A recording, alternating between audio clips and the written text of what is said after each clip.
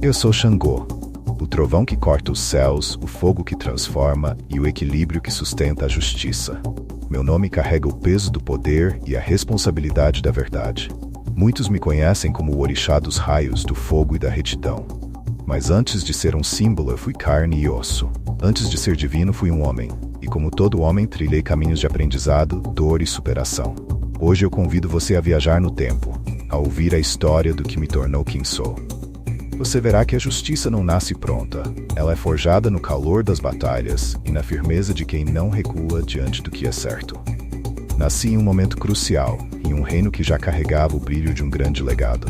Meu pai, Oranian, era um homem de feitos gloriosos, o fundador de Oió, um líder cuja força e visão moldaram um povo inteiro. Minha mãe, Torozi, era a guardiã de nossa linhagem, uma mulher cuja energia ecoa mesmo na ausência. Pois foi isso que a vida me deu, um início marcado pela ausência. Torozi partiu cedo demais, deixando-me órfão de sua presença antes mesmo de eu entender o que era a proteção de uma mãe. Cresci sob a sombra de grandes expectativas. Meu pai era forte, mas sua atenção era dividida entre governar e proteger um reino em constante crescimento. Muito do que aprendi naqueles dias foi observando, ouvindo os anciãos e absorvendo as histórias de coragem que formavam a base de nossa cultura. O trono de Oió parecia um destino distante para mim. Afinal, havia meu irmão, Dada Ajaká, o primogênito que tinha o direito de governar. E por mais que eu fosse ambicioso, sabia que minha hora ainda não havia chegado. Mas a vida não espera, nem a morte. Quando Oranian partiu, o reino perdeu mais que um líder, perdeu seu norte. A responsabilidade caiu sobre meu irmão, e foi assim que começamos a ver as rachaduras no que antes parecia sólido. Dada Ajaká era um homem bom, isso não posso negar. Sua bondade era genuína, mas ser bom não é o mesmo que ser forte. Um rei precisa ser mais do que um coração generoso. Ele precisa ter a firmeza para tomar decisões difíceis e a coragem de enfrentá-las. Meu irmão não tinha isso. Seu reinado foi marcado por indecisões, alianças frágeis e uma fragilidade que não passava despercebida pelos inimigos de Oió. Logo, o reino começou a desmoronar. O caos se infiltrou por todas as partes, e as promessas de prosperidade se transformaram em murmúrios de revolta. Enquanto Dada tentava apaziguar os problemas, outros viam ali uma oportunidade para tomar o que não lhes pertencia. Foi nesse cenário que o tutor do reino, um homem ambicioso e sem escrúpulos, se apoderou do trono. Ele não respeitava as tradições, não honrava o povo e governava com crueldade. As terras de Oió, que antes floresciam, foram tomadas por um ar de opressão. Eu observava tudo isso com um coração pesado. Era jovem, mas não cego. Via as injustiças crescendo como uma doença, contaminando tudo ao redor. O povo, aqueles que confiavam em nossa família para protegê-los, agora sofriam sob a tirania de um homem que não os enxergava como irmãos, mas como servos. Eles clamavam por ajuda, por uma solução. E eu, mesmo sem saber como, sentia o peso dessas súplicas. Naquela época, eu não tinha um machado em minhas mãos, nem o poder do fogo em meu espírito. Era apenas um garoto. Mas um garoto que começava a entender que a justiça é uma chama que precisa ser mantida acesa, mesmo quando tudo ao redor parece escuridão. Eu sabia que meu momento chegaria. Eu só precisava estar pronto para enfrentá-lo. Enquanto o caos consumia Oió, eu me sentia como uma pedra à margem de um rio furioso, assistindo a correnteza levar tudo aquilo que um dia construímos. O reino que meu pai havia erguido com tanto esforço, agora era apenas uma sombra do que fora. Mas essa sensação de impotência não duraria para sempre. Havia um chamado dentro de mim, algo profundo, como o som de um trovão que ainda não ecoou. Eu sabia que precisava fazer algo. Mas o quê? Eu era apenas um jovem, sem experiência de guerra ou de governo, mas cada lágrima derramada pelo meu povo se transformava em combustível para minha determinação. Sentia que não poderia esperar que alguém viesse salvar Oió. Eu tinha que ser a resposta que tanto buscavam.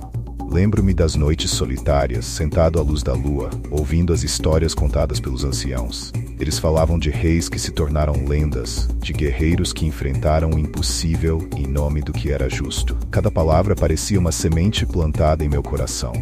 E aos poucos, a ideia amadureceu. Eu seria o próximo a escrever meu nome na história de Oió. Mas decidir agir não era suficiente. Eu precisava de aliados. Primeiro procurei aqueles que haviam sido diretamente prejudicados pela tirania do tutor. Agricultores cujas terras haviam sido tomadas, mães que haviam perdido seus filhos, guerreiros cujas espadas estavam enferrujando por falta de uma causa. Cada um deles tinha uma dor, e eu prometi que sua dor não seria em vão. Minha promessa era simples, mas poderosa. Eu não posso trazer de volta o que foi perdido, mas posso garantir que ninguém mais sofrerá como vocês sofreram. Juntos, podemos restaurar a justiça. Juntos, podemos trazer de volta a Oió o que lhe foi roubado. Assim, formamos um movimento. Não éramos muitos no início, mas a força de nossa união era maior que qualquer exército. Cada passo era planejado, cada decisão tomada com cuidado. Eu sabia que para liderá-los, precisava ser mais do que um príncipe. Precisava ser alguém digno de sua confiança. E assim, dia após dia, forjei meu espírito para o momento que estava por vir. A batalha pelo trono foi o ponto de virada da minha história. Não era apenas uma luta pelo poder, mas uma luta pela sobrevivência de Oió.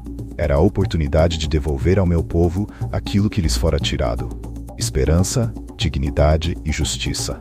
Naquele dia, levantei-me com a certeza de que não havia mais volta. Meu coração estava firme, minha mente afiada e o machado em minhas mãos brilhava como uma extensão da minha própria vontade. Eu sabia que enfrentaria o tutor e seus aliados, homens que haviam se alimentado da miséria de meu povo. Mas eles não tinham o que nós tínhamos, um motivo para lutar. A batalha foi feroz. As ruas de Oió se tornaram o campo onde o destino seria decidido. Lembro-me de cada golpe, cada grito de determinação vindo dos meus aliados. Lembro-me da poeira que se levantava, do cheiro de suor e sangue e da força que vinha de um lugar que eu não sabia que existia dentro de mim. Quando finalmente me deparei com o tutor, olhei nos olhos dele e vi algo que me surpreendeu: medo. Ele, que havia espalhado tanto terror, agora tremia diante de um jovem que segurava o machado da justiça. Não foi uma luta fácil. Ele era forte, mas eu tinha algo que ele jamais compreenderia: a força da justiça. E naquele momento meu machado desceu com a força de um trovão, encerrando seu reinado de opressão. A vitória não foi apenas minha, foi de todos aqueles que lutaram ao meu lado, de todos os que sofreram em silêncio e de todos os que acreditaram que Oió poderia ser salva. Quando o último inimigo foi derrotado, olhei ao redor e vi o povo saindo de suas casas, suas expressões misturando alívio e alegria. Eles se aproximaram um a um até que uma multidão cercava a praça onde eu estava. E então ouvi algo que jamais esquecerei: Xangô, nosso rei. Ser coroado rei foi o momento mais solene da minha vida, mas também o mais desafiador. Eu sabia que assumir o trono não era o fim da luta, mas apenas o começo. Oió precisava de mais do que um líder. Precisava de alguém que entendesse o peso da responsabilidade e estivesse disposto a carregar esse fardo. Minha primeira missão como rei foi restaurar a ordem. As leis de Oió estavam corrompidas, feitas para beneficiar os poderosos enquanto esmagavam os vulneráveis. Com o machado em mãos, comecei a julgar com firmeza e imparcialidade. Cada decisão que tomava era guiada por um princípio simples: a justiça deve ser para todos. Certa vez, julguei um caso que ficou marcado em minha memória. Um agricultor foi acusado de roubo por um comerciante rico. O homem insistia que o agricultor havia levado algo que não lhe pertencia, enquanto o agricultor, cabisbaixo, dizia que apenas queria alimentar sua família. Após ouvir ambos os lados, descobri que o comerciante havia estocado mais do que precisava, deixando os outros à míngua. Minha decisão foi clara: o comerciante seria punido por sua ganância, e o agricultor receberia o que precisava para recomeçar. Essa foi apenas uma das muitas decisões que tomaram forma durante meu reinado. Mas ser rei não era apenas sobre julgar, era também sobre construir.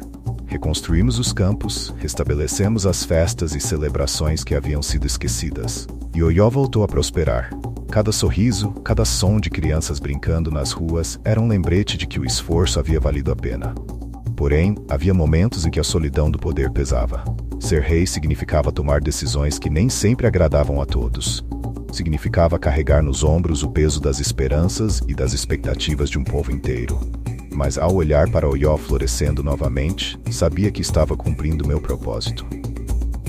Governar Oió não era apenas um privilégio, era um chamado.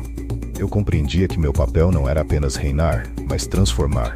O O reino que encontrei ao tomar o trono estava ferido, mas cada decisão, cada passo, era como costurar as feridas de uma terra que merecia florescer. A justiça era meu guia. Sempre acreditei que ela deveria ser como o meu machado, equilibrada, capaz de cortar ambos os lados com precisão. Durante meu reinado, tomei decisões que nem sempre eram fáceis, mas sempre justas. Os desonestos temiam meu nome, mas os justos encontravam em mim um aliado. Quando o trovão ressoava nos céus, o povo sabia que a justiça estava próxima. Não porque eu era implacável, mas porque era firme. Lembro-me de um dia em que fui procurado por uma mulher idosa. Ela havia perdido tudo para um grupo de homens ricos que tomaram suas terras com falsos documentos. Ela implorou por minha ajuda e, ao ouvir sua história, senti a chama da justiça crescer dentro de mim. Reuni aqueles homens e, diante de toda Oió, os fiz devolver cada pedaço de terra que haviam tomado. Não só isso, os obriguei a cuidar das plantações daquela mulher como reparação. O povo assistiu em silêncio, mas quando tudo terminou, seus aplausos ecoaram por toda a praça. Esses momentos não eram apenas vitórias para Oió, eram lembretes do que significa ser líder. Eu sabia que cada decisão que tomava não apenas moldava o presente, mas também plantava sementes do futuro.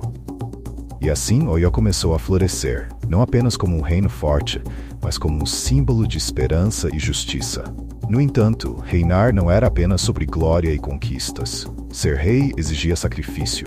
Havia noites em que me sentava sozinho no trono, pensando nas escolhas que fizera. Eu me perguntava se poderia ter feito mais, se poderia ter sido melhor. Não havia espaço para arrependimentos, mas também não havia como ignorar o peso que carregava. Minha relação com o poder era de respeito. Nunca o vi como um direito, mas como um fardo sagrado. Governar Oió significava carregar as dores e esperanças de meu povo em cada decisão.